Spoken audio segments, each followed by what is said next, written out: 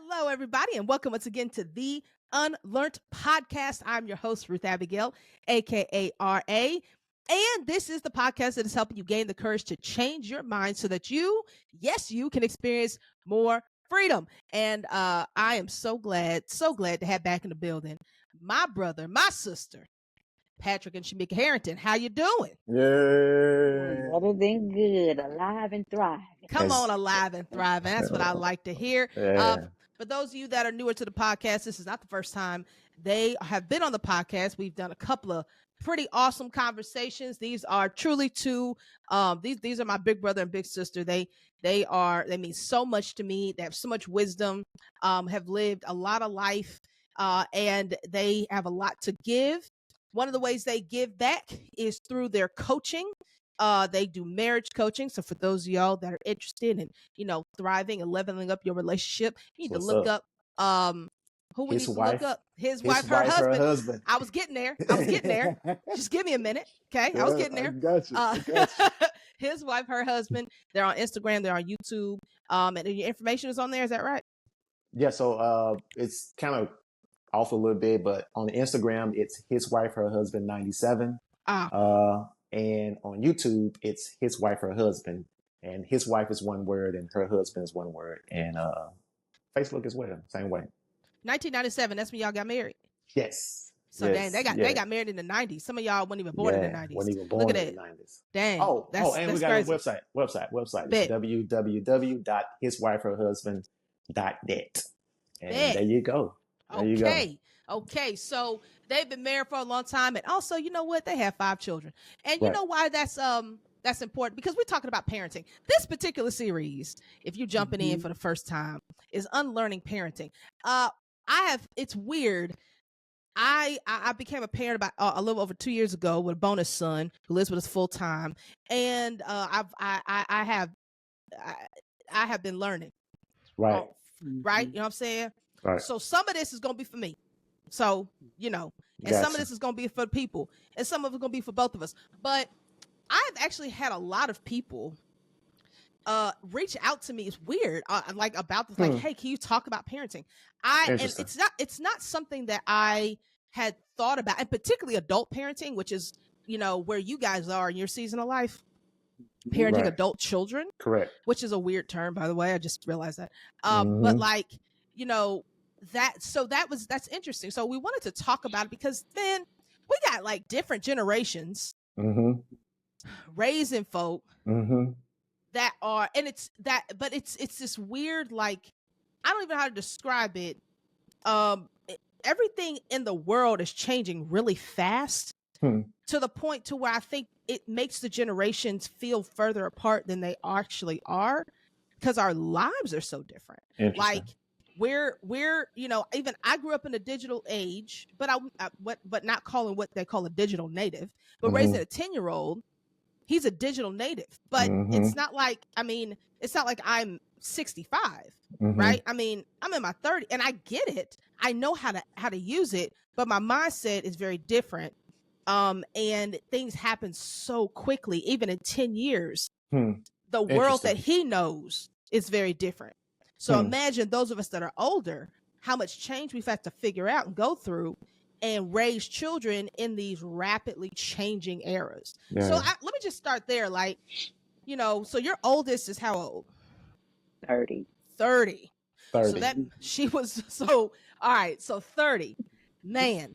So in 30, if you don't mind, may I give all the ages, because that's important. Yes, let's do that. Yes. All right. So we have 5 children, 3 daughters, 2 sons, and their ages are 30, 28, 24. No, 25. She'll be 26 this year. Okay, then 24 and 22. Correct. So that's every 2 years, 2.5 years. So 30 between 30 and 22. 5 between 30 and 22. Y'all are in the Gen Z era. Y'all are like Gen Z parents, all in with the Generation Z. So who's Generation Z? Our children? Yes. Yes. Being raised by Generation X. Correct. Correct. Yeah. No. Yeah. Interesting, right? Yeah. So like, okay, let's just start there. What is that? What are what are just the generational differences that you see reoccurring on a regular basis, particularly now that they're adults? Like, do you see a difference between you at 22 and them at 22? Now, I will say you mentioned something earlier that I did want to highlight. If I could say the generation, like seeing them now, we are in an era of automated, accelerated. So it's like it's everything is already set, fixed, and it's moving. Before we can even catch on, we like, okay, wait a minute, wait, what? So now as Gen Xers, we are learning to adapt and adjust. Right. And to me, in order to be of great benefit to your children, you have to be willing to be adaptable, like adjustable. Like, it doesn't mean that something is wrong with what you learn, because I believe we needed that to maybe help them to be grounded. And by the same token, we need our children to help us to pick up the pace. Right. I think Right. go ahead. I'm Excuse sorry. me, and that's a part of bridging that gap of the generations. Okay. So Okay. And I think our children caught the last in terms of education. Like, our children know how to write in cursive. We taught them how to write in cursive. Huh. Okay. Today's generation, I don't think that learning how to write in cursive is necessary, because you can just X or click the box or whatever, and the system will create its own signature, and you can say, yes, I'm cool with that signature. But our children caught the last part where they actually physically had to learn how to write. When I'm growing up, there's no clicking at all. Everything is, even when you're doing life when the life insurance or whatever documentation comes, a person would physically come to your house. Yeah. Right. Yeah. Now, when I'm doing life insurance, I don't even have to be in the house with you. I could just do a Zoom call and we can go from that. So those are a lot of differences, I think, even though it's kind of out of the kind of a little bit of ways, but it is still kind of given how they're learning now, as opposed to how we learned coming up. You know what I'm saying? So how does that impact how you teach them? I have opted to slow down. I have told, I have stop apologizing so much for how can I say, like, being old fashioned. You know how That's I'm good. just kind of old, right? And so doing my best as a mother to still drop little nuggets within this generation so that it doesn't get lost. Going back to, like, give me an example. All right, so everything is digital. It's online, kind of like what Patrick was saying. But I still journal, like actually use pen and paper, and I teach them to do the same. Like, don't miss the art of putting ink and paper together. Right. It makes you slow down and rest. That's It's good. less distraction. That's good. Right? It's not to take away from the app, because the notes app is good. Right. But don't neglect. Use those skills that you have learned and acquired, because that's your advantage over maybe the next generation that's coming up. That's really good. That's So really good. I agree. It's more so teaching or showing them that it's all advantages to it. Still being flexible and adaptable, again, to be able to intercept and disconnect, because that's where our sauce is. I think Jim Rohn said something. I think I said this last time, that to think is to put it in ink, and so we encourage them in terms of writing something down, because for whatever reason it crystallizes, and I tell them that I don't know why, I don't know how it works, but for some reason it crystallizes better when you physically write. So even when I'm talking to them, I say, take notes, or write down your vision or write down your goals. Don't type it. Like, don't type it. Don't put it in the keyboard. And so I am encouraging them. You can do that, but do it this way first, and just like go with it and see how that feels. And then as feedback, you have a conversation. Do you like it better? Whatever the case may be. My son was taking his test to get his, I think it was his private pilot license, and he was just going with the the digital part. And I said, do me this one favor. Just work with me. Just do me this favor. I want you to try it this way. The way you were doing wasn't working. Try it this way for me. Just see. Let's just figure it out. I said, write it down. Write the stuff down. And because he tried it and tested, and it proved to be true, or it proved to work, he's doing it now for all of the other tests that he has to take in his flight school. Yeah. So I like what you said. You said, let's just try it.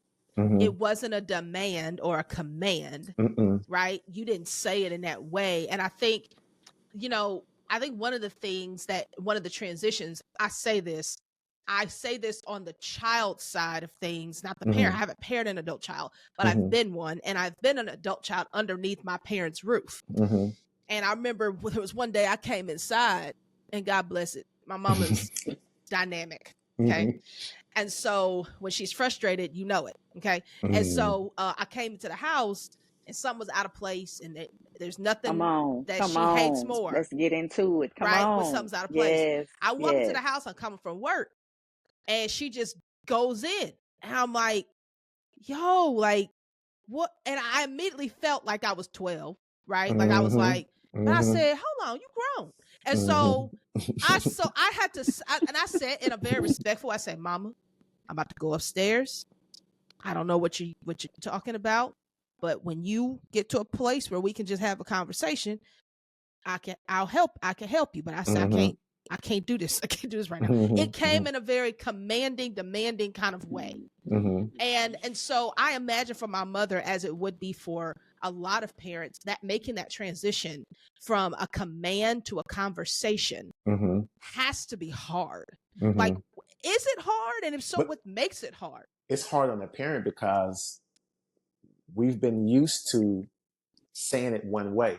Yeah. And we have to make the transition in our minds that they're grown. They're not on their own, but they're grown. Mm-hmm. Or my wife said, you ain't really grown till you're on your own. Sure. So that they are adults. They're not grown until I'm gone. Okay, my fault. I'm gone. I'm to glory. And I say that because it's not to say that I'm trying to run their life. But the truth of the matter, as long as we are here as parents, we still are here to help train and help you where you are. So the assignment really is never complete. If you're a good parent, then throw 18 out the window. Right. There is no. That's what I thought. But when they get 18, they're on their own. That's what I thought. No. When they get 18, it starts. Like real parenting starts because you can't really give. You can't. Or say it this way: you can't force rules and regulations on them anymore. Now, if they're in my house, I do have a standard and rules and regulations. But check this out: I can't make you stay here. I cannot physically force you to stay, which I know is probably a better place for you to be. But I can't make you do that. But I can set these standards in place that I hope you would be considerate about what's going on in the house that I am the father of. You know what I'm saying? When did you come to that understanding that I like what you said? Real parenting doesn't start until they turn 18. I think that's interesting, and I'm curious as to how many people would agree and how many people would disagree, because you don't know right. what you have actually put in them until it's tested, right? Until until you no longer can hold them. So it's like, when did that realization come to you?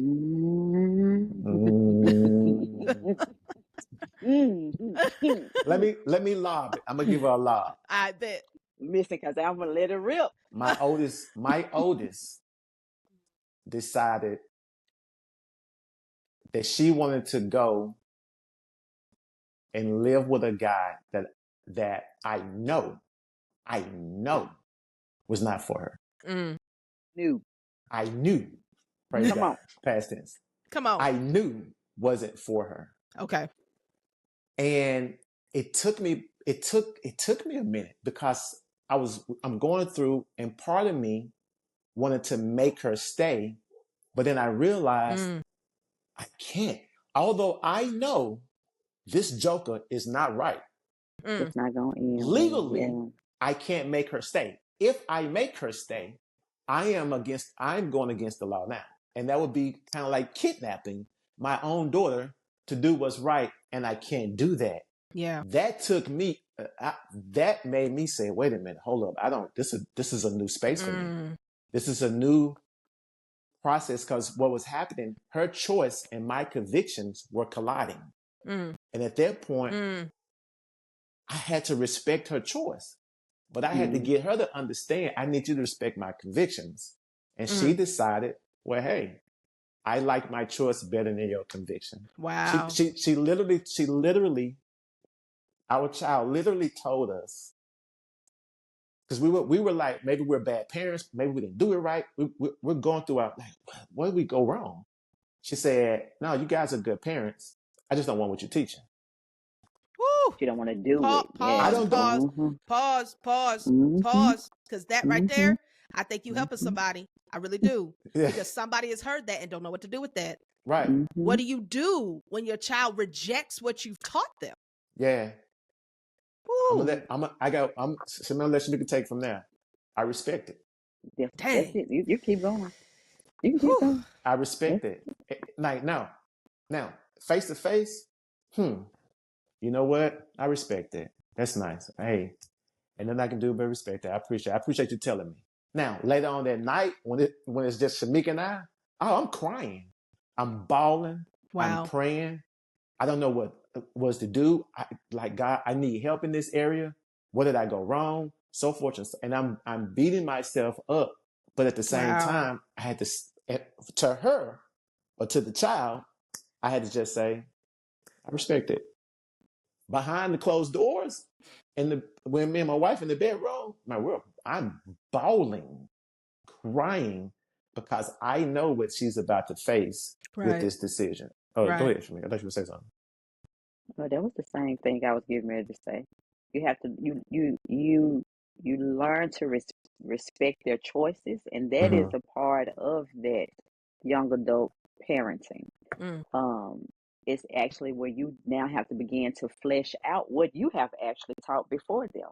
You know, it's like, this is the moment that we've been trying to get you to. This is the whole benchmark. This is the ta-da, right? And so when they finally do make the decision or the choice, and they are fully aware of the consequences that come with it, then you step back and you give them the option. And then this is the other thing. Now you have to go back and you have to assess, okay, how am I going to fit still in this role, because I still love my baby. I remember holding you. I remember changing your diaper. I remember getting you through, and I am not willing for my investment to flop. Right. So now we have to do our best to say, okay, how can I stop this investment from dying or coming to an end? This is not how I pictured it. This is not the dream. This is not the return on investment that I dreamed about. So now how are we going to now fit into this whole scheme of things? That looks like being quiet. That's different, because as a mother, I always had a say. Yeah. And I always had my way, so to speak. Like, this is how I want the dishes, and this is how I want you to show up, and these the clothes you're going to wear, and these the people you're going to be with. But now it's like, no, I want to give this a try. It's like, okay, making sure that we continue to send a text message when they don't want to hear our voice. It's when they don't respond to the text message, you still send up a prayer. You talk less to them and more to God about them. I was hoping you was going to say that. That's good. And so parenting, this is the thing, like I know that we say, I'm not making the podcast spiritual, but this is the sauce. We spiritual people. Go ahead. Right, good stuff. So when we say Heavenly Father, we say it, but we don't really think about the role of him being a parent to the world. Yeah. These beautiful people, nationalities, cultures, eras, all of that. He is the ultimate parent, and he has given us free will. Now, when we become his children, friendship is the ultimate, right? between parents. You want to be able to connect with your children and your parents and on a trusting friendship level. But it can't start there. It has to transition and shift there. Yes. And so this is where the awkwardness comes in. That all shifts, all transitions are awkward. Yes. And for whatever reason, as parents, we have a tendency to think that it's just supposed to be automatic, seamless. And I am guilty as charged of that, because you read the word, you pray, you do all of the things, and you do not factor in fallen world. You don't factor in others' free will. That's right. It's like, That's right. it's just, you're supposed to do this. You're supposed to do this. Right. Yeah, I know I'm supposed to, but I don't want to. And I realize I ain't got to. Just like that. I know that's country, but I ain't got to. Yeah. So Yeah. it's the truth.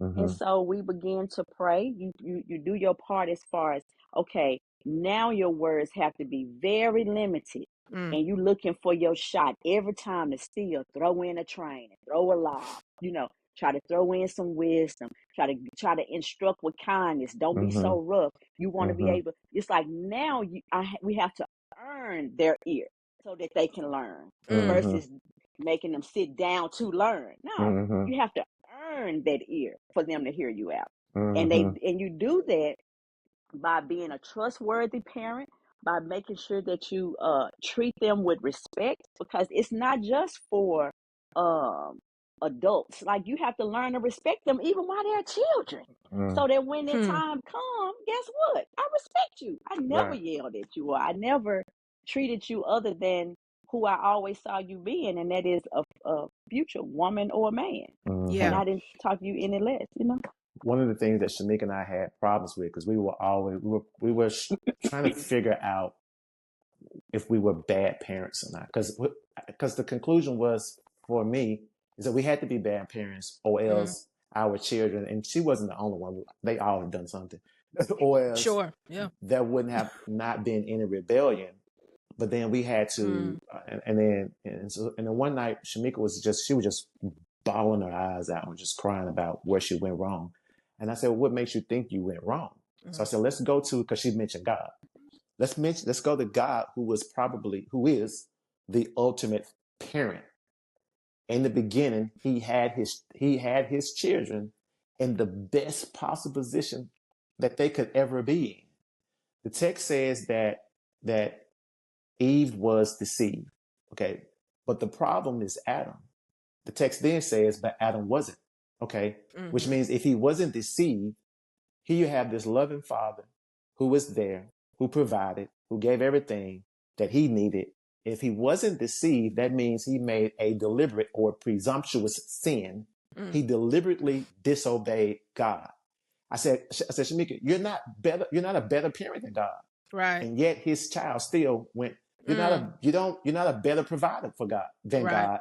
And yet his child still. So it's not that and this was all done before the statement was, you are good parents. That's not what I want. But we were still racking our brain. And even though I said it, there was still a part like, okay, yeah, but I could have done whatever. You know what I'm saying? Yeah. And then I saw a Facebook post. So now here I am saying, if I had given my children everything that they needed, they wouldn't rebel. And wanted. If I had given them everything, they wouldn't rebel. Wow. Then I saw a friend who had a Facebook post. He said, I messed up by giving my child everything she wanted, which is why she rebelled. I said, so wait a whole time out. Wait a minute. Whoa. That means, so here I am saying, I didn't give everything. That's why they rebelled. He's saying, I gave everything. That's why they rebelled. Okay, that means it really is not anything on the parent. Yep. It's the free will of the individual who can decide whether they want to or not want to. One more thing, I'm going to be quiet. Another thing I had to do was realize how much, I'm going to say it this way, how much of a terrible son I am to God. Wow. Once I realized that I was still doing things that he is telling me, don't say that, don't go there. And he'll speak to my wife and say, don't say it. And I'll say it anyway. After I say it, I realize, okay, that was God speaking. I should not have said that. Yeah. And yet and still, he's merciful and gracious toward me. That, figuring that out, made me say, okay, let me be I'm not totally agreeing with everything they do, but let me be more patient. Be gracious, be Shamika merciful. started telling me, you got to listen more. You got to listen more. And I'm still working on that part because I talk a lot. But that listening with the intent to understand where they're coming from. And then we have a dialogue about whether, this is a good idea, what are the outcome, what are the consequences, what are the rewards for the decision you make. Are you good with that consequence? You are? Okay, hey, well, and nothing I can do about that. Yeah, amen. There are there's a book that Shamika this book that Shamika, and we won't go on this long, but this book that Shamika introduced me to called The Fall of Lucifer. Yeah. And I think the tagline is like time before time, which I love that. I just love that tagline. But anyway, it's basically this. It is a fiction book. It is based on the very little biblical text we have about this. But this author has just reimagined what it was like before Lucifer fell and became Satan. Right? Okay, so it's just really, really good. But this free will thing, they use this phrase. They call it the fire of free will because there's this question to your, and you said it, Pat. Like there's this idea of, how could he do this? And so the ancients, the ones who had the most wisdom, they're the ones that use this phrase. They try to explain like it's the fire of free will. Our perfect Father gave us free will. They use the same phrase when he went down, deceived Eve. And they said, basically, it's the fire of free will again. Like it is, we have to contend with this fire that God has allowed us to set because he wants, so there's just this reality. But again, to your point, the consequences, right? So there's a scene in the book where God gives Lucifer an opportunity to repent. And he says, I can't do that. He made his choice, right? And then so we have the Satan that we know today. Yeah. Again, I want to make a disclaimer. This is not the Bible. Right. This is not, we don't actually know, but it's a very interesting read. And I think it illustrates some of the stuff you're talking about of just and we're talking about like, so this thing is ancient. This idea of, am I a bad parent, good parent? How do I stop my children from rebelling? You don't. You don't. Because free will is God's idea. And so he gives us access to it because he loves us and he wants us to choose to love him. So he gives us free will. Yeah. And then he chooses to the consequences of that are what we have to feel, right? And so anyway, I just that fire of free will just is so, I love how that's phrased. Like it's the fire of free will. This is the consequence of what free will does, and we have to contend with it. What do you? I want to kind of go back to a little bit what you said earlier, Pat, about you had to learn that you didn't really start parenting until you're 18. And you said that's not something you knew when you went in. What else did you not know when you went into parenting? I mean, like really, because here's the thing, you were children. We were all children. What, but sometimes we don't make the connect, right? Like we don't remember, we just don't do that. I don't. What did you think you knew that you were wrong about, that you found out later on? And on the opposite side, what did you believe you knew and you ended up being right about, like when it comes to parenting? Okay, I'm gonna pass the baton to Shamika because she normally says what. Because if I say it, I'm stealing her comment. Got it. Right, Let's let right. Bet. You're welcome to. No. Because it's your baby. Come on. Yeah. Okay, so I'm getting ready to do. Okay, well, let me answer the question, but I do want to go back to that the fire of free will. Okay. Remind me to go back to that. Okay. So, I thought, or we thought, that if you did A, B, C, you will get DEF. Okay. All right. If you input ABC, you get DEF. That's just the rhythm. That's just the flow. Yeah, but no, you get 1 asterisk pound time 3 sideway H. It's like, what is this? All right. Again, and hey, and it's so funny when I discovered that the ABC, I used to say we then what we get WTY, like there are no vowels. WTF. You get WTF. I'm still in there from now on. From now on, that's what I'm saying. I thought if I put in ABC, I get DEF, but you get WTF. Shoot. Doggone it. Make a word out of it. You cannot make a word. It's so frustrating. Yeah. And again, going back to how we started the podcast, it's like I in my era thinking like, now they know what WTF mean, but all I see is letters. Yeah. So now you're communicating, but I'm missing the connect. We are talking, but we're missing the connect. I'm like, Lord, I just thought RA. Why? Because that's how I was brought up. If you put in ABC, you automatically know DEF is coming. But instead you get whatever y'all said, WTF. TL. Yeah, it's interesting. You asked another question. What was the other one? Let me add why I believe that, and this may be theological, contradictory, or whatever, something. Oh, good. I like that. Let's go. So the scripture says, "Train up a child in the way to go, and when they're older, they will not depart." I automatically assume that the text that I was reading, because this is the way I was taught, the text that I was reading, that it was a definite promise. It was a promise, yeah. But the Proverbs, from what I'm learning now, they're not definite promises, but they're wise sayings. Principles. Yes. Wise, that's the word I'm looking for, principles, thank you. But there are principles.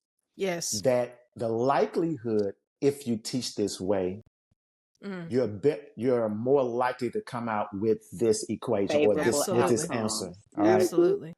What the part I'm missing, this is why it's necessary, I think, that we do study and try to figure out and find out what were the original writings writing, what was the original meaning at that particular time, or what's the setting, all that kind of stuff.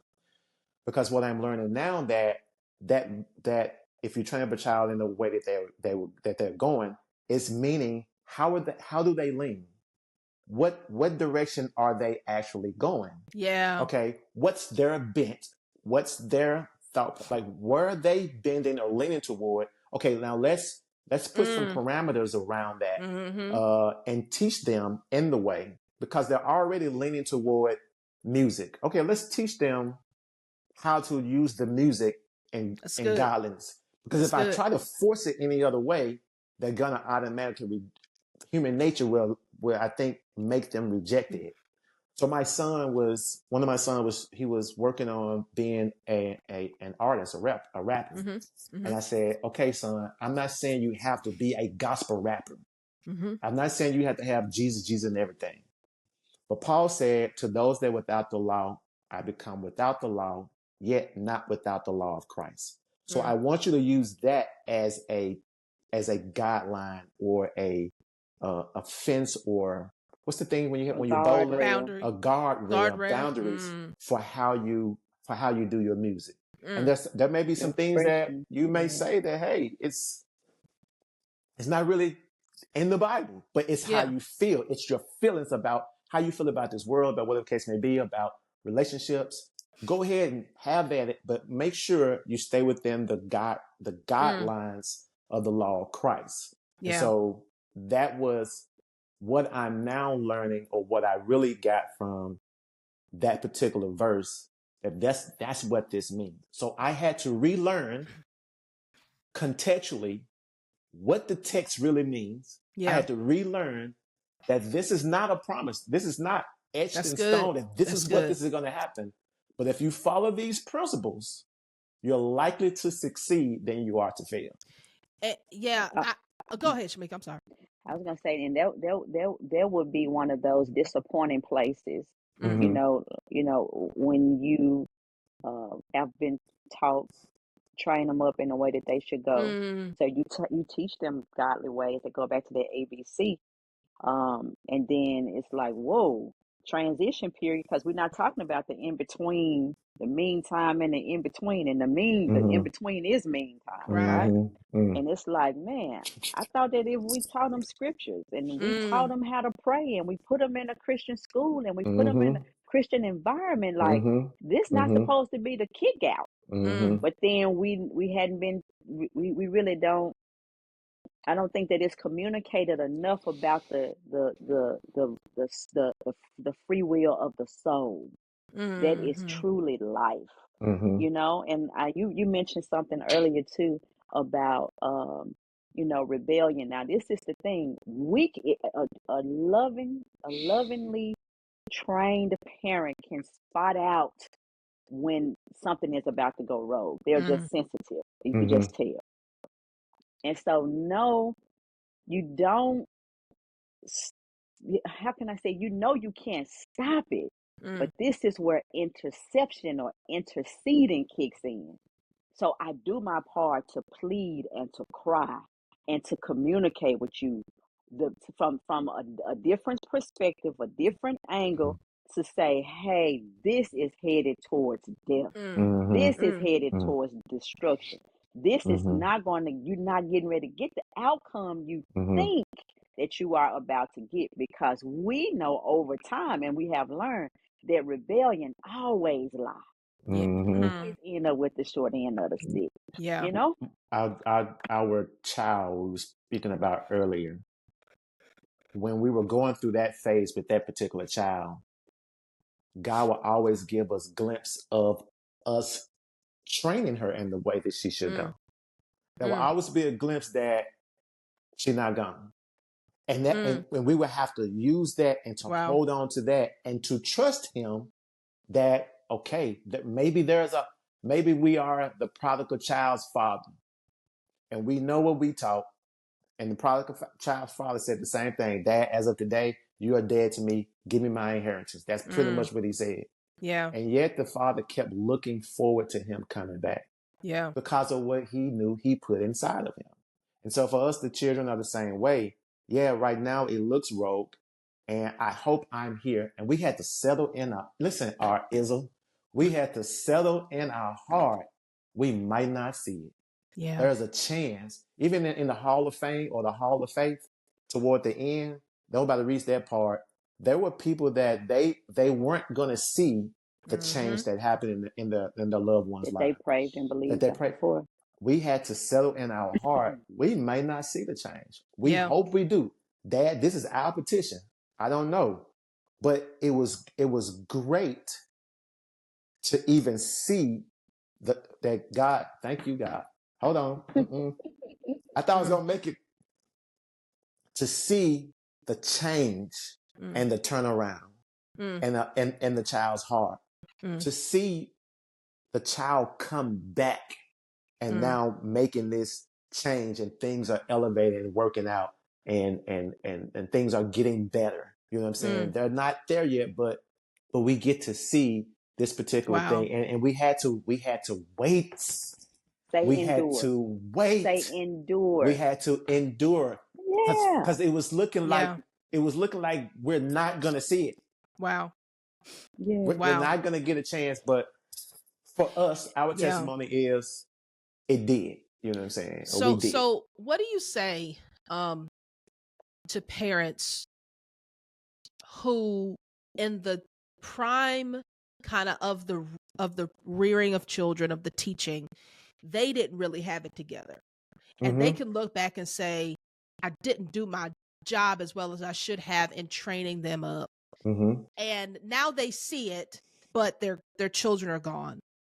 What kind of encouragement or advice might you give to those parents who say, man, I missed it, and I see the results, and now they're adults, and I'm not really sure how, I can't get that time back, and I'm not really sure what to do? For me, I would say start there. Start where they are. Especially if they allow you if they allow you in their lives, and let's just say it's not estranged to the point where you can't have a conversation. Right. At that point, I would just begin to give them an opportunity. You would probably need to do more listening to where they are and why they are, or if they have a feeling about, rather than trying to fix it or trying to give because any reason you give is an excuse that they really don't want to hear. It may be a good reason, but in their eyes, it's an excuse. You know what I'm saying? So don't offer an apology. I apologize. That's first and foremost. Yeah. How do you feel? And then if you're truly sincere about it, continue to pursue the relationship with them and just begin to build. And then they themselves, my dad always used to tell me, best advice is given. Well, he used to tell me, only give advice when it's asked for or when it's life or death. So in this case, you're trying to build the relationship to the point that they begin to ask for the advice. Right. At that point, they're really willing to hear. But at this point, just I think just begin to build a relationship with the intent to understand and to hear, rather than to really try to say what you think you should have said a long time ago. Yeah, that's good. Yeah, yeah, Shamik? yeah. Did you have anything, Shamik? I did. So you want to all right, she act like it was a delay, and sometimes they're like, Keith, are you there? Yeah. Yeah, Bob, I just got you. All right, go ahead. I'm sorry. Go ahead, Shamik.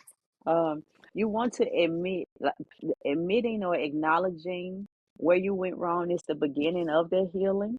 Yeah. And so before you even ask the children for forgiveness, go through your healing process of giving grace to yourself, and forgiving yourself for where you dropped the ball and missed the mark. That's good. And I say that because if you don't, I'm not saying don't fix it right away, but forgiveness is a process. Yeah. And so if you don't receive it first, then you'll be constantly pouring from a half full jar or a half full vessel. And so then you'll end up, reverting back to the same behavior or habits or maneuvers that you did prior to. You just start to survive, right? Yeah. So I would say make sure that you acknowledge, okay, where did I go wrong? Why was I moving like that? Why was I absent? Why was I all into work? Oh, I had a fear of da da da da da da da da. So then when you go back to the child as an adult and you say, hey, baby girl, I had a moment with myself. I'm still growing and I'm still discovering, I'm figuring it out. And I just wanted you to know that I'm sorry I wasn't there for you, right? Yeah. I think that it is most helpful if you catch it and admit it on the front end versus them coming to you pointing out you weren't there and I missed you and I had to be at the house versus you coming to your own admittance. So if it's a parent out there and that you know that you've had this moment of reckoning where you have acknowledged that you missed the mark, go ahead and go through that process of healing so that you can go to your child and correct it and then begin to see how can I be here for you now? Because again, parenting doesn't end. Good. I missed it on the front end, but I am not missing it now. I will drop whatever I need to drop. This is why you got to heal. Because if I have to stop, drop, and roll, that's right? good. That's really good. There for you, no matter what. If I have to show up for you, maybe through the grandchildren, or show up for you, maybe helping you with your laundry so you can finish a class or a project or whatever. Good. You do what you can. Why? But this time you're not doing it from a place of deficit. You're doing it from a place of fullness. Yeah. I want to help you with it. I'm already fully defined. Why? Because I'm under his grace. He gave me space to receive it. So I'm good. And I think you make a great point. You said it earlier, forgiveness takes a while, and how it's important to first forgive yourself. Because I can imagine, if you're coming out, if you're trying to if you're trying to or heal or even establish for the first time a healthy relationship with your child, and you've gotten to the place where it's like, I really want this, but you're not healed, and your child rejects you, there's resentment that can come and be built up as a result. But if you go through the process of healing, then you have an understanding of how long that's going to take, because it may take you long to forgive yourself. So I know that when I'm ready to approach them, I understand the process that they're about to go through with me, because I went through it with me. And so it puts a more realistic film over what's really about to happen, because that is a process. It's going to take a minute. They have to get to the place to where they're willing to be open to receive what they probably have stopped wanting. Like, so anyway, I just love that. Yeah, no, please go ahead. I want just a little pushback.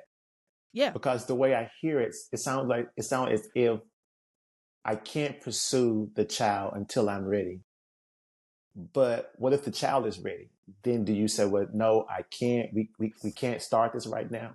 And so it may be, if that's not what y'all saying, then that's great, because it may be an issue where we have to travel this road together. Yeah. And as we begin to converse, we'll find out, that we're both broken and we both need to be put back together again. Yeah. What's your saying you say, Shanika, about the pieces? Making peace with the pieces. Making peace with the pieces. Yeah. And so and to your point, Patrick, and I do want to share. Thank you for sharing that, but I do want to say that remember that forgiveness and healing is unique. It's just like we're going through a whole life experience. So ideally, if you come to this acknowledgement yourself, I am admonishing you to go ahead and go through that healing so that you can get a jump start on it. That's ideally, right? However, if you all come to a conclusion because you're looking at a movie and y'all crying together and it's like, oh, we finna heal. It's not like, no, you wait over there while I heal. No, I'm not saying that. Okay. But it's like, again, unique. It's a tapestry. Life is a tapestry. And that you have to be willing to see what the end is going to look like. At the end, we do want to have whole pieces. We want to leave each other better than we found each other. We want to be glad that we were assigned to each other as a parent and as a child. And so with that being said, we sometimes have to remember, or I know I have had to remind them, hey, this parenting that we doing, I've never done it before. I've never done this before. So we are, 30 years in, 3 decades in, but guess what? I still have never been a 40-year-old mother. Right. So now we are learning. Then we turn back to bless and encourage somebody else that, hey, you may want to keep a heads up on that. And I do want to share something. This is not in a textbook. This is I'm just telling you from what I've learned. It's my own little observation. So we had 5 children, and each one of those children had their own temperaments. They went through that, infancy stage. I say from even carrying to the infancy stage to the toddler stage. I personally believe that if it's a parent out there and you're at the beginning stages, pay very close attention to the temperament of your child. You can pretty much tell from the toddler and the infancy stage, like if they were criers, if they required a whole lot of affection, if they were one of the ones that always wanted a bottle, like they cry when you leave out the room, just little different things like that. Are they do they have a proclivity to share, or are they really more takers? You have to pay attention to how they move, because now at this stage in their life, there are no words. Yeah. All action. Gotcha. Right. Pay attention to that, because guess what?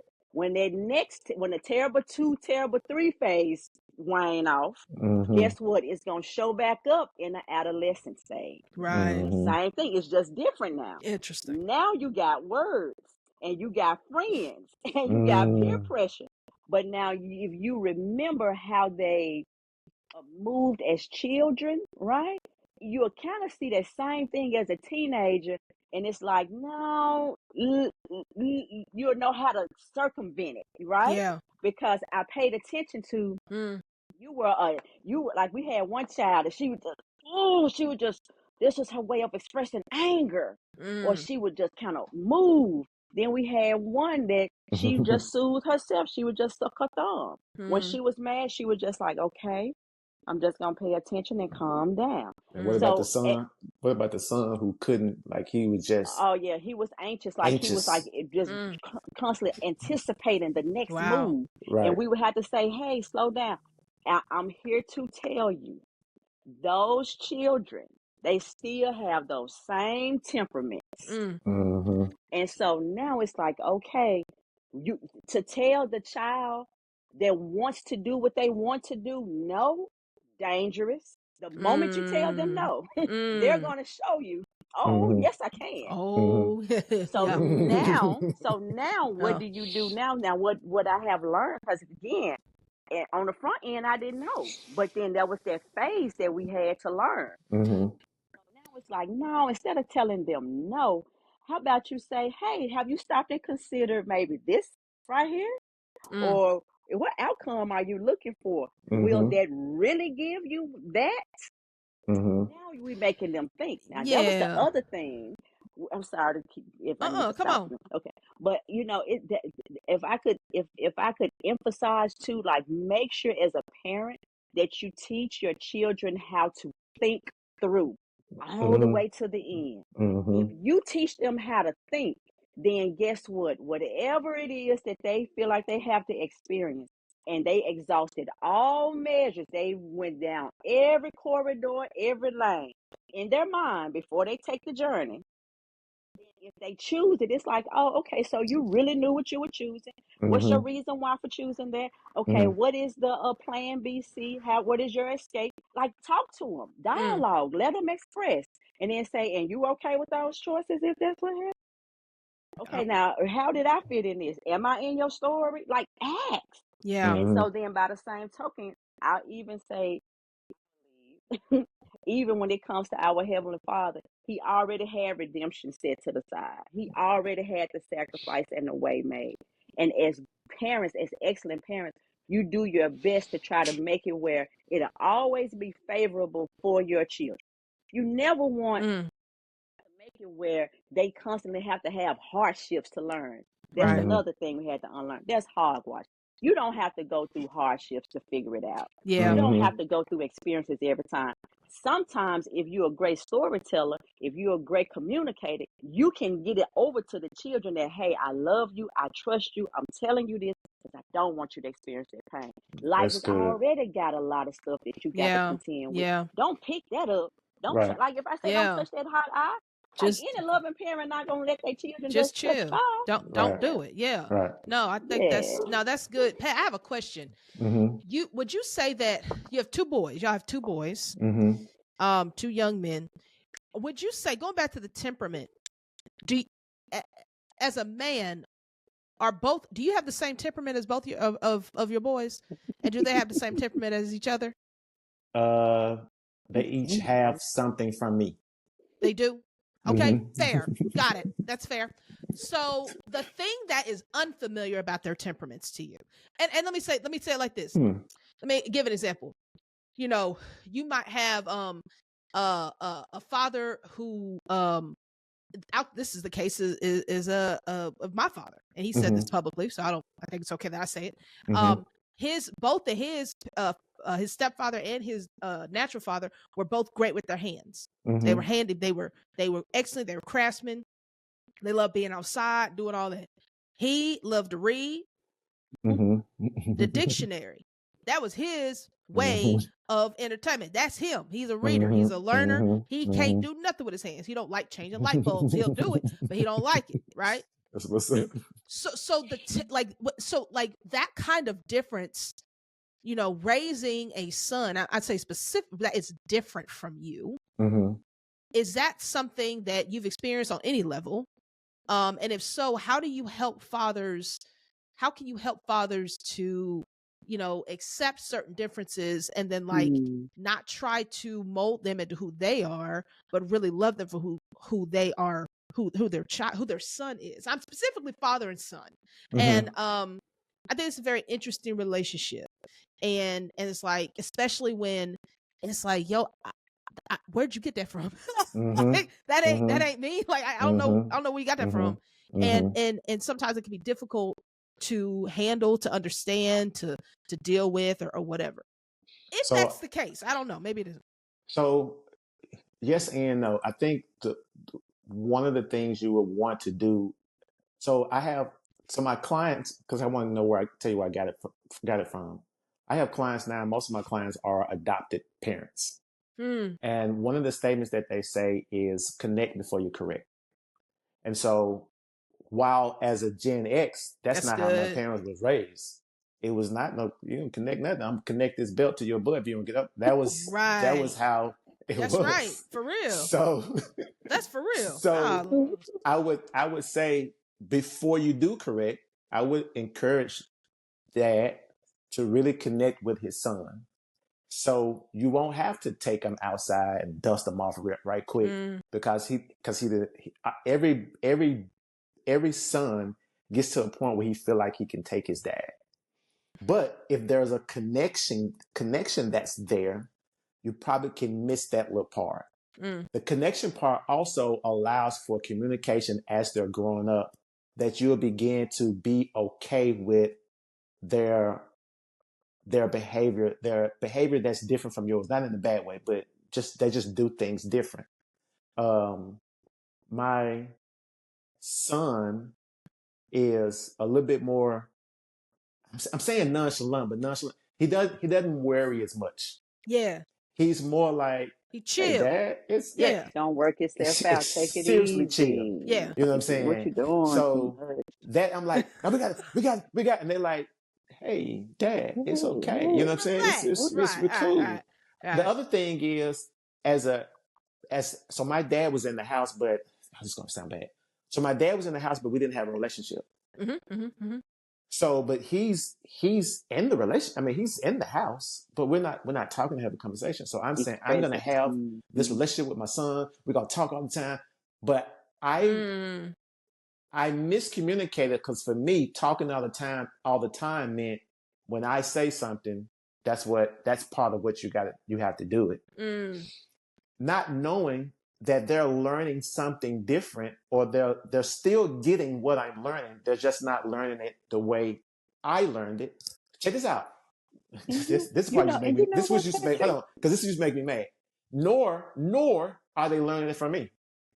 I used to be mad because I'm taking all this time that my daddy didn't take with me to tell you these things, and you're gonna tell me you don't get it, but sister so-and-so or brother Lil Bud tell you the exact same thing.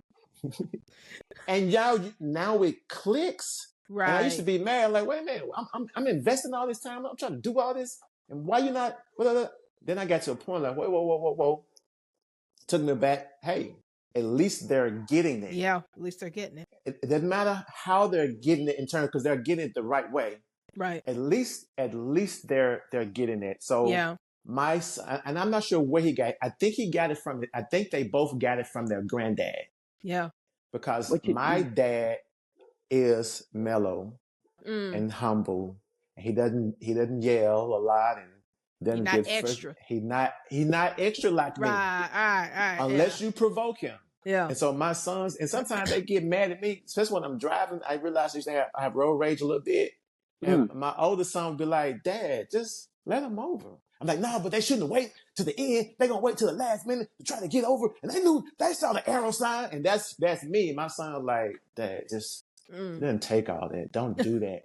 And so it affected me a little bit more. I'm like, okay, maybe I'm not being a good example for my son. So that I kind of felt that way a little bit. Right. And then I had to realize, okay, wait a minute. You know what? He's actually right. At this point, I can learn from him rather than him learning from me. So I hope that's what you were asking. No, that's good. That's good. Shamika, what was your thought? I think a lot of times too, we can sometimes take our experience with our parents and project it Absolutely. To our children, because the truth of the matter is their dad was always present and involved. But from Patrick's perspective, he experienced his parent being present, but not as hands-on. And so now for the children, they like, look, I don't have that issue with you. Like, just chill out. Yeah. I got the lesson. So let me show you that I got it, you know? So we have to be very that's mindful. another one I'm learning, that I feel like I have to be there, because I'm like, I want them to get it. I want you to get it. I want you to get it. And my son, Patrick, was one of the things that he said that made me stop. He said, Dad, he was on the phone talking to somebody. It was an issue that he was having. And I'm like, and say. He said, Dad, trust me, I got it. Wow. Like, you taught me well. Let me handle this. Yeah. Stay out of the way so I can grow. It's not a bad situation where he's about to fall off the cliff and I need to hurry up and catch him. No, it's him handling his own business, his own way, the way he know is going to get the same results, rather than me saying, and you tell them. It's like, hey, Dad, he said, he manned up a little bit. He said, Dad, I got this. I said, you're right. Yeah. My fault. Let me back up some. That's so, Shamika, because I would love to get a similar perspective if you have them with your girls, like different temperaments. I love that you brought that up, like understanding what the temperament of your child is. You know, I know me and my mom is fiery. She's fiery, and she go from 0 to 100. I don't. I tick my way up there. I'm not a 0 to 100. I'm more of a 0 to 10. I probably come back down to 0. Like, I don't do all that. Right? Listen, I'm gonna interrupt you. Shamika got 0 or 100. Sure. She either 0 or 100. No, that's real. Yeah. And for like, so it's like, but my sister is the same as my mama. 0 to 100. Like, she can go from whoop. It's like, how did we just get there? And often I find myself like, you know, just, hey, like you said, your boy, just, yo, it ain't that, like, just chill. Like, it's okay. And so my mom, sometimes I feel like what like, I'm cool. You don't have to go here with me. Now with her, you might have to, but not with me. I ain't like that. So hold on. Right. So like, that's kind of how so like, how do you manage parenting girls with different temperaments than you? Prayerfully. And it's interesting because that is true. It's just, I can't say I was always like this, but I am becoming more aware that I'm seeing them as young ladies. Like, if I was friends with somebody else, that's just how they click. That's just how they tick. And so, hey, I'm just going to kind of do my best to try to help you see, or to offer this wisdom with kindness, like to instruct with kindness, versus saying, girl, what you got on? You know, it may not be something I prefer. Right. But to say, you know, well, what's the story behind this? You know, to actually ask the question, really concerned, versus, again, trying to project. And it boils down to a matter of respecting their space, because now they're at a place where they are free to express. And now is at a place where if it's healthy expression, it's okay. Now, if it's toxic, like, I have had to tell them, just to let y'all know, I have had to tell them, I'm gonna be your mama. Yeah. What I get ready to do is tell me how to be something you not. Right. So I have a different care for you. So if I go to 100, just hold on, be patient with me. Just know that it's from a place of love. I do have to remind them of that. Know that it's from a place of love. I'm not trying to demean or belittle or think that you don't know what you're doing with your life. I already know that, but it just made me panic. So that's a constant, again, apologizing and making sure that you give those needed disclaimers, because listen, sometimes we don't know. That's real. No, that's really good. I think that is something that parents at any stage have to unlearn, is that know everything. It's funny. I joke with Tyson. You know, he'll be like, "You don't know everything." I said, "I know more than you." And so, but he is aware, and I affirm, no, I do not know everything. Like, and so I don't want him to ever think that adults, just because somebody's older than you, does not mean that they know everything. They might know more, but they don't know everything. And so it gives them room to have a voice to say, there are some things that you said it earlier, that maybe you can learn from me too, which is crazy to think, to learn from a 8, 9, 10, 15, 20, 22-year-old. But that is real, and we have to humble ourselves to do that. Like, there's so much that they can teach us. I want to, this is weird. I feel the need to go here. I don't even know how I'm going to set it up because it is not on the list. But, and then I want to kind of end it with just some I will end it with a different question. But, so I think I heard a statistic of 51% of people, 51% of the church at this point. No, I think of Christians. Anyway, bottom line, there are more single adults than there ever have been today. Right? I think the number's like 46%. And up from like 23% in 1970. So it is doubled in 40 years, 50 years. Like, we've doubled the amount of percentage of single people. A lot of those single people are in that age range of 30 to 20, 30, 35, all of that. Your kids at range, right? See if I can make this make sense. Y'all bear with me. What impact does a marriage have on adult children?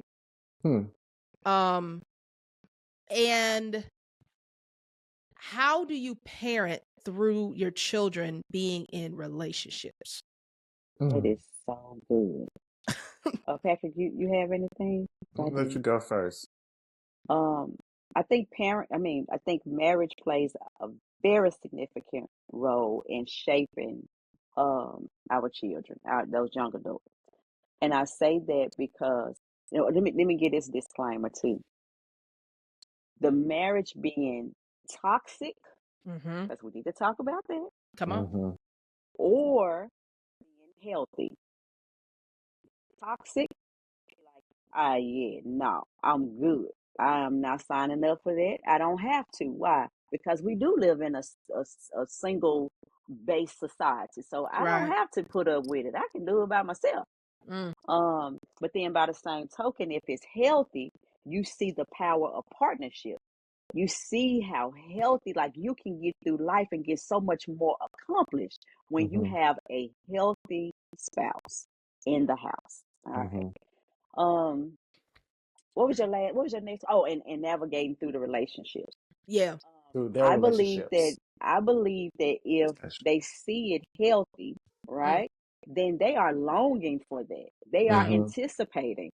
And sometimes I think that if you see a healthy relationship, they assume that it's going to be automatic for them.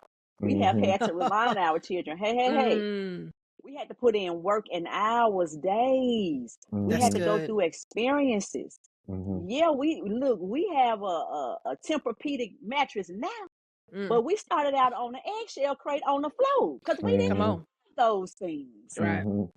So it's like you have to go through those dark, pure times. So we have to remind them that in your relationship, remember, they're all unique. So now, if you don't see yourself going through with this person, let's say if they never change, they have somebody right now. Let's say they never improve. Are you okay with this person right here? If you cannot say that you would say I do to them right here and nothing ever changing, you better cut your losses. Don't say it. That's right. One thing Shamika would always ask them is, the person in your life now, are they more of a liability or an asset to you? Or how have you been better as a person? How have you been better as a person with them in your life? Mm.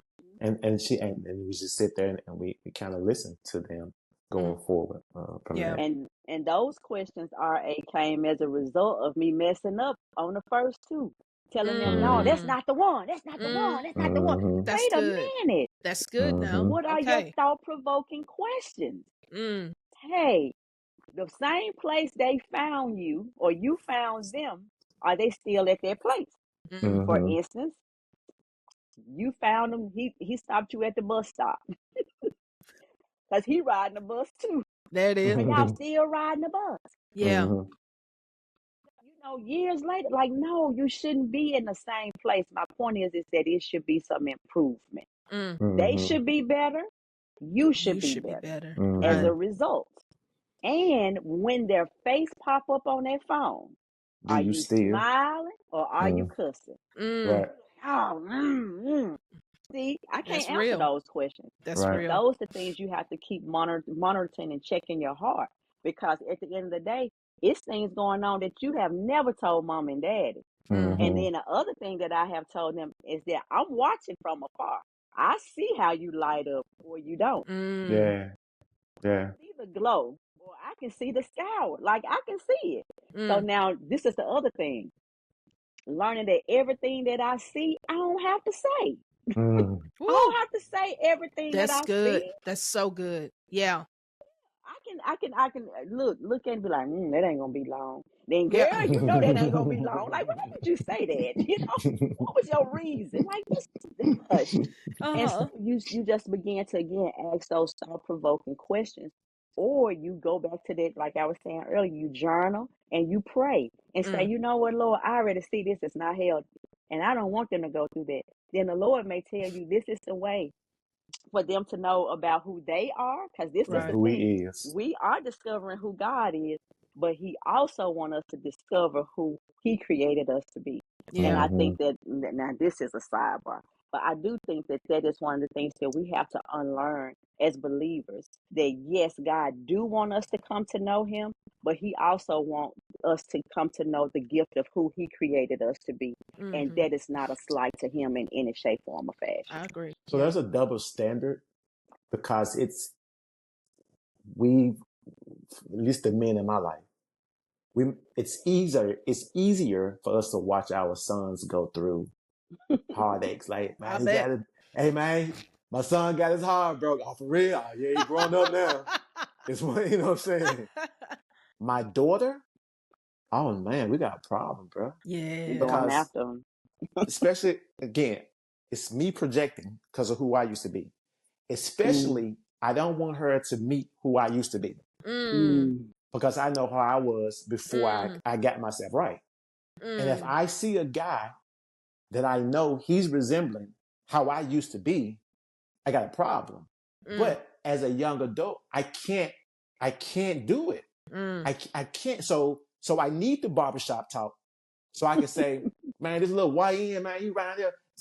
And I can say what I can say. Yeah. So they can say, hey, little Pat, like, leave that alone, because I did this. And so we get to kind of iron it out. I got to get it out, though.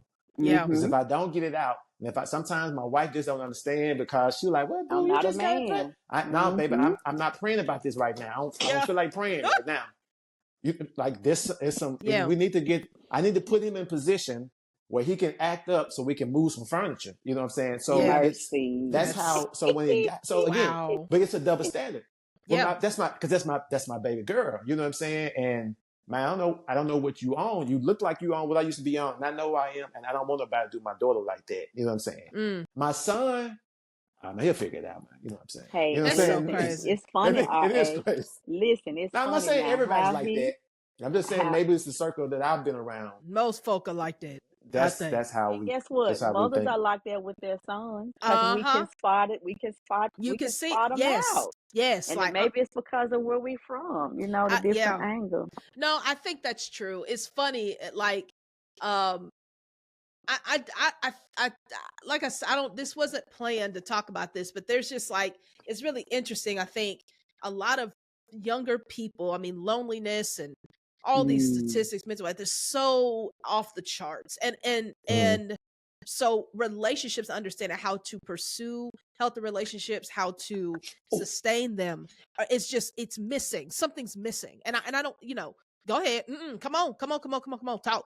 So in the beginning, he said, I don't want you to eat from the tree of the knowledge of good and evil. I forgot who I think it's in the New Testament said later on, in times will come, the men will call good evil and evil good. All right. So now we have a society now that they don't view marriage as something sacred anymore. Right. I saw one podcast, a guy called marriage is a business deal or a business partnership or something like that. And they've taken away or moved away from covenant. One day our car broke down and we were riding the bus and the children on the bus acting crazy. And the old lady, we could tell she was kind of squirming because they was doing a lot of cursing. So I said, Shamika, let's go back and let's just sit back there and talk to them. Let's just get in their world. And so we just started asking questions. She said, so what about marriage? She was like, I asked the young lady, what about marriage? She said, marriage, that's for old people. So now that's a thought process. It's for old people. Other thing, when you look at all of the thing, and I did the good and evil because men change morality depending on what they view it should be. When God already has a moral standard of how things should be. But because we have this knowledge of good and evil, we don't know, we're calling things the wrong thing and we think we're progressing, but we're really digressing as a society. So now you have in movies, it used to be a point where did you get married? Or they would get married, then have children. Now, living together is the thing to get to. Yeah. Guess what? Right. He gave me a key, right? You know what I'm saying? Now he gave me a ring. Yeah. He gave me a key. Or gave me a drawer, right? He gave me a drawer. It's like... So that's perpetuated now. So marriage got is no not... drawers? Yeah. So marriage is not most important, nor is it seen as important. Yeah. And so you're going to have the fallout from that. It's going to be more single parents, more single moms. Last thing she made them let me throw it to you. Isaiah warned us about this, that at some point women will go to men and tell them, I don't want your marriage. I just want a child, but I just want a child. But I don't want... Go ahead, Mick, if you correct me. I was going to say that it mentions about them not needing their riches or their wealth. They just wanted their name so that they could be protected. Gotcha. But not, again, it's not again going back to the contraction. Going contract. Contract. Yeah. You mentioned about loneliness. Being single. I think that I think that's a type of, going to what Patrick was saying, just a decline, and people just maybe how it's perceived and projected. It's not like this. I don't know. I think that has a lot to do with the shift in the mindset of where we are. By the same token, I do think that singleness has gained this stigma of kind of like a scarlet letter. Like if you're single and you're not married, then what's wrong with you? Like, wait a minute. Yeah. Hold on, For right?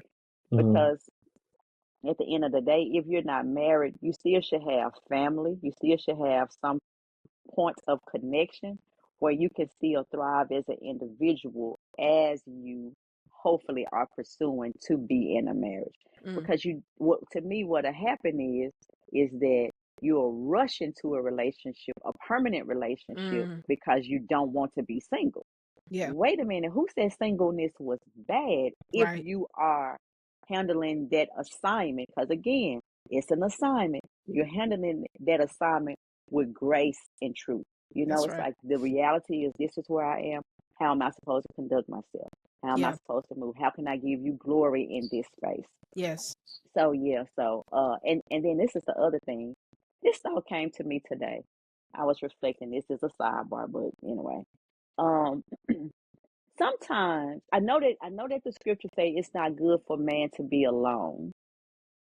However, I do believe, let me go back. I believe that we kind of rushed through the fact that Adam still had a season of aloneness before his companion came on the scene. Right.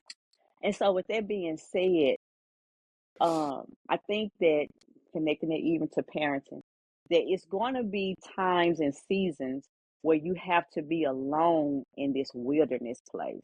You have to be alone in this space of uncertainty or not knowing, so that you can tap into what it is, who you are to be and what you are to do in this moment. So like when I come out of this space, because we know that it's not going to last always. It's like, okay, how do I show up?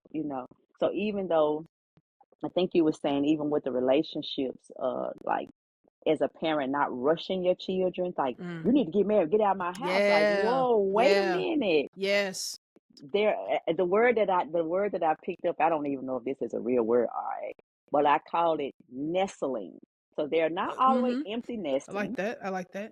But then, they're not little bitty eaglets either. They're not just, so it's kind of like they stretching and they, they trying to gain their space. It's like, give them space for grace.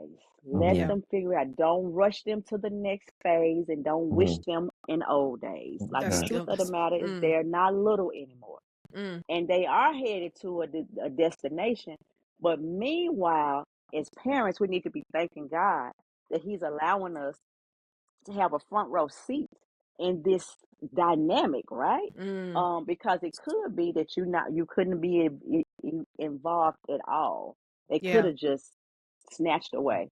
I think one of the things, Shamika, I was hoping she would connect in terms of why there are more singleness out or single parents, whatever case may be. I think part of it is because we're rushing, but the thing is because they're not, again, the marriage is what we want to be married, then these things happen, but they're not taking their time developing with the Lord.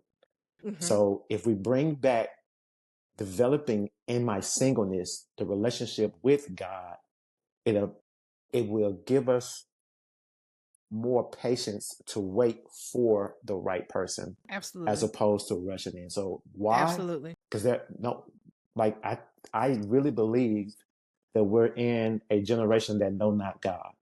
So because they don't know God, they're coming with their own judgment or what they think is right. So we have a lot of what we're seeing because that personal relationship with Christ is missing to make me be okay in my singleness until I find the right one, as opposed to rushing into something. He or she is not the right one. Now I'm a single parent because I didn't wait, because I didn't find my solace in Christ and Christ alone.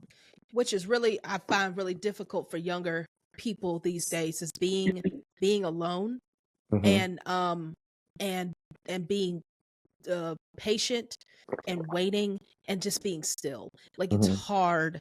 It's hard for this generation to do that because that's not the way our life is set up. It's not the world that they've grown up in. There's, they are moving. And it's like, it's hard to know how to be still. It's hard for my generation to know that too. Right. Gotcha. But I think for this generation, I mean, it's tough. Like, so I think that's good. I think that's good. This next question is for me. I'm doing it publicly because I need help. So, we have a son, and I recognize that sons need something different than daughters do. Like boys is something different than, and I also recognize that men and women parent differently. I recognize that there have been moments that I've gotten in the way of Ty parenting Tyson as a young man. Help me and others, particularly Pat. What do wives need to do or make sure they stop doing in order to get in that may get in the way of fathers parenting sons? This for me now. This for me. Yeah. Shut up.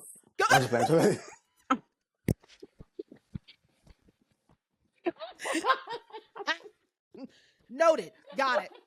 All right, bet. Got it. I was trying to see what my wife thinks. No, but here, listen, even now as a young adult, sometimes I have to tell my wife, I say, hey, let me handle these men. Like I just be patient. These are my sons. Yeah. I want the best for them. You've seen me throughout the years handle them with love. So it's not that I don't love them. You know I love them. I need you to just stay over there because whatever's in me, they need to hear the voice. And they don't need to hear you always rescuing them because now in their mind, whether they know it or not, they see, okay, here's the wedge I can draw or I can create. Right. And this just how children are. Okay, let me ask in front of my mom the whole time. So when my dad said something, my mama said something. When my dad said something, so really do if it's anything, I'm not saying don't say anything, but that's what pillow talk is for. Yeah. Hey, you probably should have did that. Da da da da da da. You probably should go. And where are you coming from? I would say make sure that you seek for understanding, even from your husband, because we can never know that testosterone thing. Yep. Amen. And it's just something about especially being an African American male in America. No matter how much, you're just not gonna understand the plight of an African American man and what we go through, and us trying to properly teach our sons how to navigate this world and the things that we go through. So again, and I was joking, I said it that way, but no disrespect. Sometimes you have to really just stay silent. And in that moment, you can't say anything to us.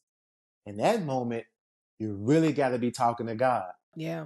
And God will talk to you. He will tell us, hey, listen. And then I have to go back and apologize. Some of my fault. I shouldn't have said it that way. Or some of my fault. I shouldn't have went that way. Some, please forgive me. I'm working on it.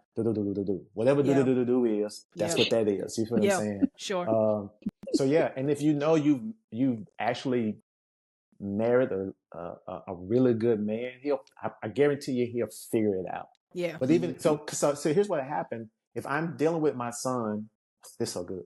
If I'm dealing with my son and you get in the way, now I have to say something to you because I can't let him see what this little thing is. Like, wait a minute, hold on, baby, hold on, baby. Let me deal with him. But I'm just saying, baby. So now I gotta apologize to you and him. Right. Yeah. So even if it's no more, if you could find a way to signal to the husband, something like that. But to actually say anything, I think you should probably just wait. Pillow talk with a little bit more ease, and then you can have the conversation. And we'll listen a little bit more. Talk to me, Shamika, please. Talk to me. So Patrick is telling the truth. That is correct. I would like to add too that that you have to say less, and because we are fixers when it comes to our children, you have to sit on your hands. Because sometimes, like even though you can be quiet, but your attitude and heart posture, oh man, you like, man, I can't wait till we get in the bed. I'm gonna let it rip. See, all of that. So it's like really working towards having a quiet settle, like know in your heart. And I would encourage any mother out there, like, know that it's going to work itself out. Like it's designed. Let me say this: if it's healthy parenting, correct. I think this is definitely a conversation that we have had, and he's been very, very gracious and patient with me as I, on top of being a woman, I'm also a bonus mom, so he's not naturally my son. So there's also that layer, and so, but I absolutely have had to learn how to like, hey, like there is a difference. You can't. He ain't gonna do it the way you would do it. Correct. And you can't get in the way of how he's doing it. Yeah. So let me add this extra thing to you. Okay. Just for here. Okay. So typically when people ask me, how many children do you have? So when they ask me about Shamika and I meeting, I say, when I first met Shamika, she was 8 months pregnant with our first child. And they're like, what does that mean? Like, huh? What? And I let them figure everything else out. Yeah. But from that point, so I wouldn't even say bonus. It's not a bonus. This is my son. Yeah, for sure. Well, we got married 2 years ago. How old is he? 10. Yeah. Huh? That's my son. Yeah. Well, how does that work? That's my son. Like, there's no bonus. There's no step. Yeah. And I do as best as I could to remove that, because remember now, even with the blended family, how do I remove any stigma in terms or any barriers between the relationship between me and my child? Well, one of the things I don't say bonus, I don't say step. That's my son. However they want to figure it out, that's up to them. I had one guy say, "Man, I know, you know what I'm saying, y'all got 5 children, but how many yours?" 5. Yeah, I know. I'm saying, but how many yours? 5. 5. Yeah. Now, you know what I'm asking you, and I'm telling you, all 5 are mine. Yeah. You know what I'm saying? How many biologically belong to you? All 5 are mine. That's all you get. Yeah. So that, in terms of, I just want to throw it out, in terms of the parenting, that's going to help as well. Yeah, because as they're growing up, they don't need to hear bonus or step. Now they'll know that they got another, because you'll have that conversation. They understand that. Right. But they keep hearing son, Yeah. daughter, not stepson, not stepdaughter. Even I'm not introducing as my stepson, or not introducing my stepdaughter. Right. This is my son. In every conversation. So they figure, well, how is that if y'all just got married? Y'all, let them figure it out. Right. That's on them. They'll figure it out on their own time. Yep. Yeah. No, that's good. I think that's good. And I appreciate that wisdom. And while Shamika was off screen, Pat really gave me some great words, and I think other parents that have blended families really great wisdom. So please make sure to tune into that. But so I want to end it on this. I want to end it on 2 things. I do want you to kind of give your last kind of unlearnings that you think parents, particularly of adult children, but if it applies to any stage. But before we even get there, what are things that your children have taught you that you didn't expect to learn from them?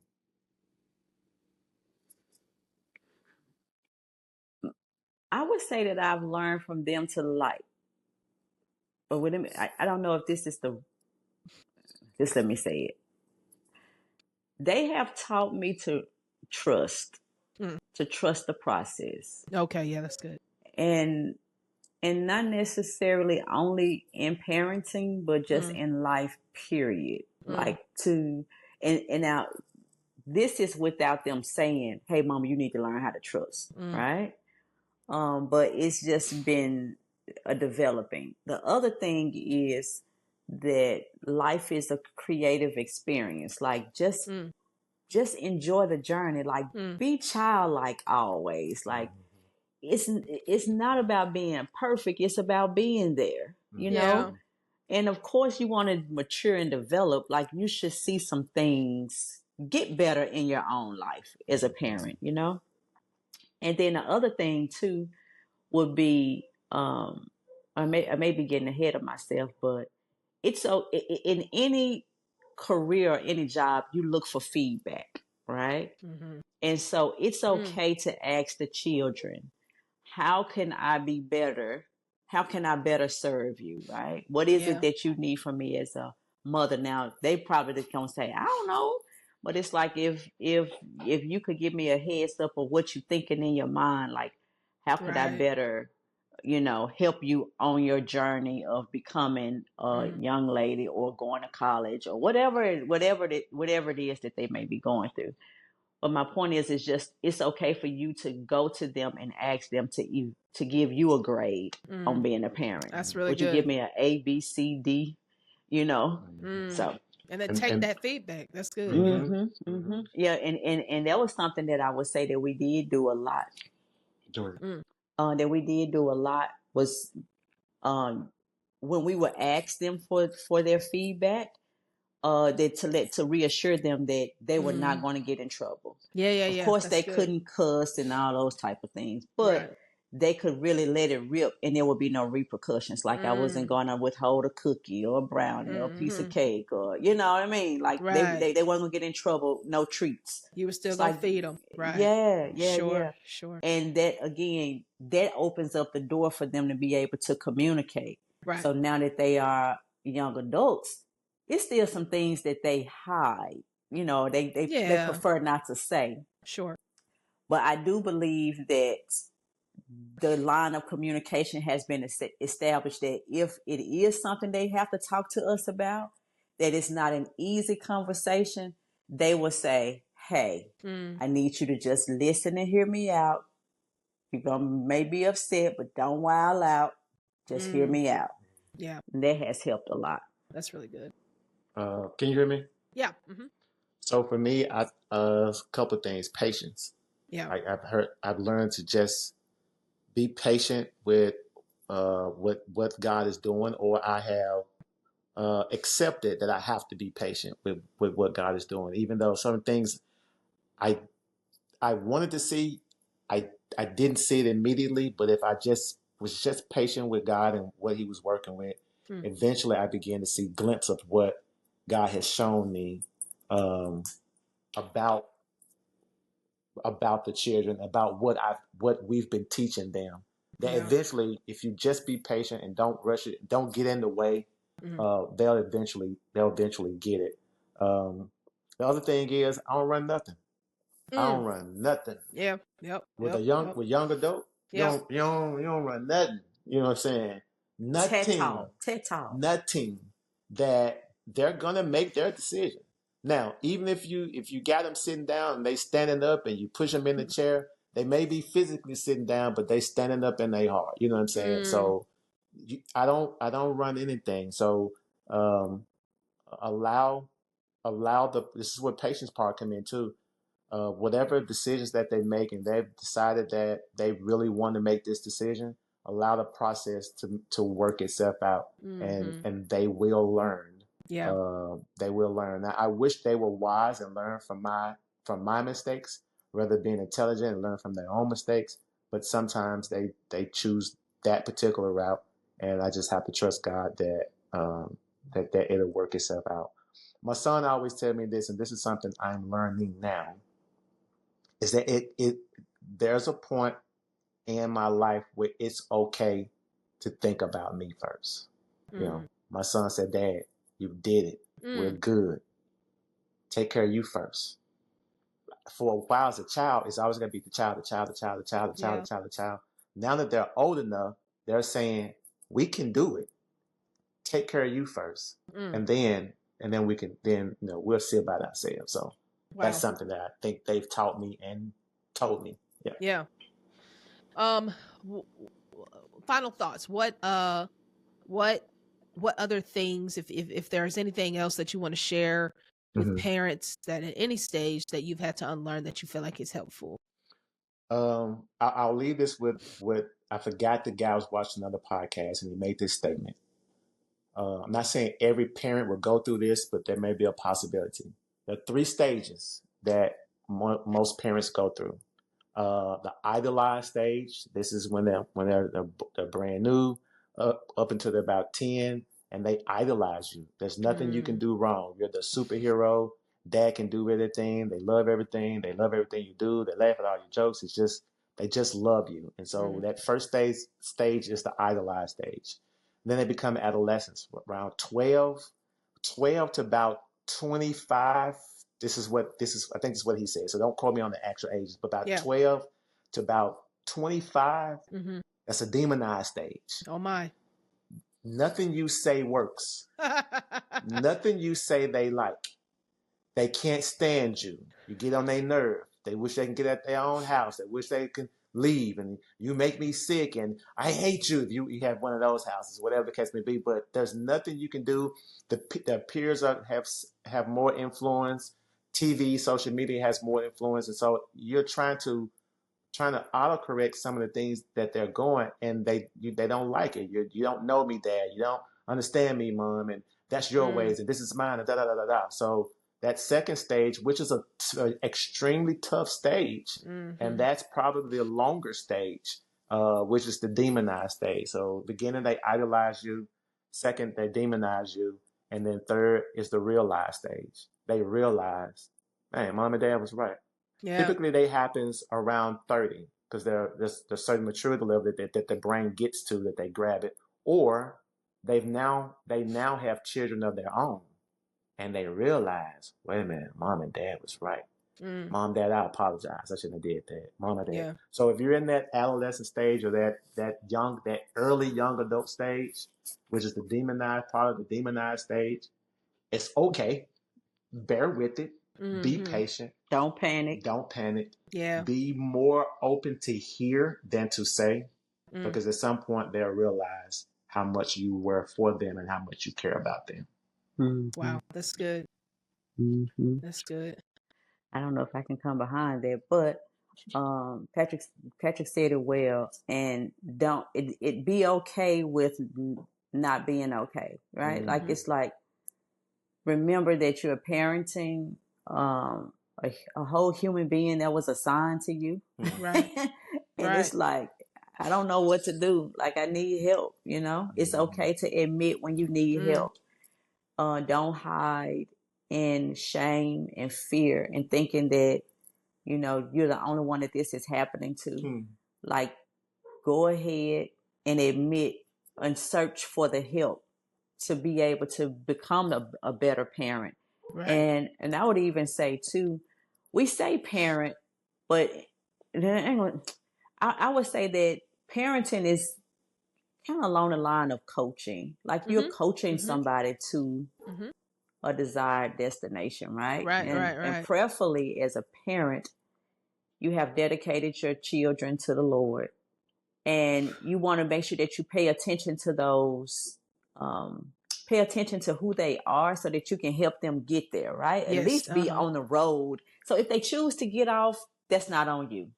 All right. It's every parent that's listening, just if you have done your part and they chose to take a detour, that does not mean that you something is wrong with you. Maybe just an idea or something was presented to the child and they wanted to give it a try.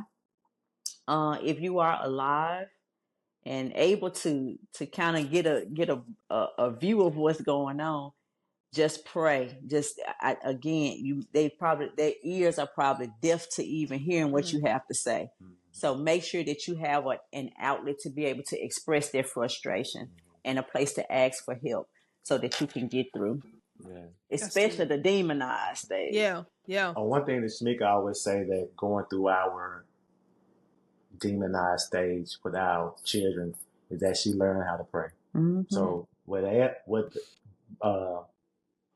they have taught us, I don't think, is they taught us how to pray, how to seek God during that stage. You know what too, R.A.?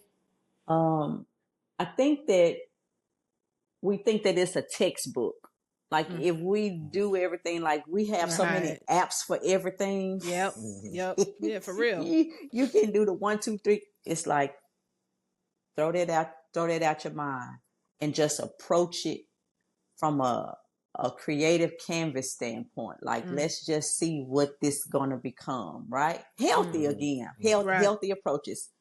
But just know that it's unique. So what may work in your household may not work in my household, because the children's temperaments are different. Right.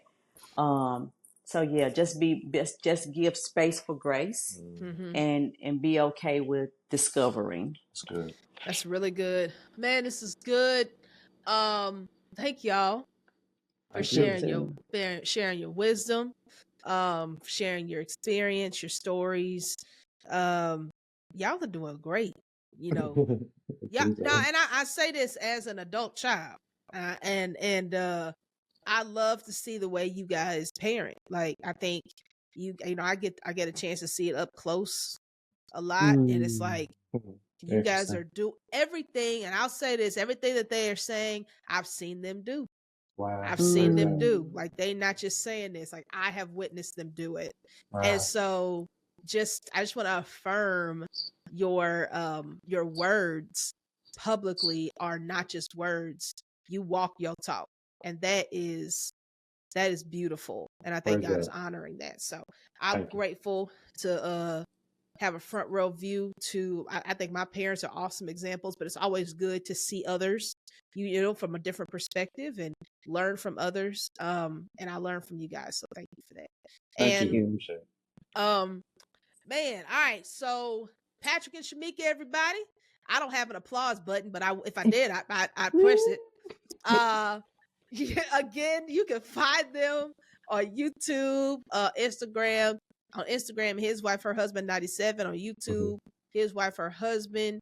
And they have a podcast, his wife, her husband. They also have a coaching business, and they are dope, man. If y'all need any kind of if y'all need help walking through life and marriage, these are the people. These are the people. As you can see, they've had a lot of all of it. And so they can help you out. They help me out. And so just want to appreciate you guys. You guys are special. All right, y'all. We'll be back next week with more Unlearning Parenting.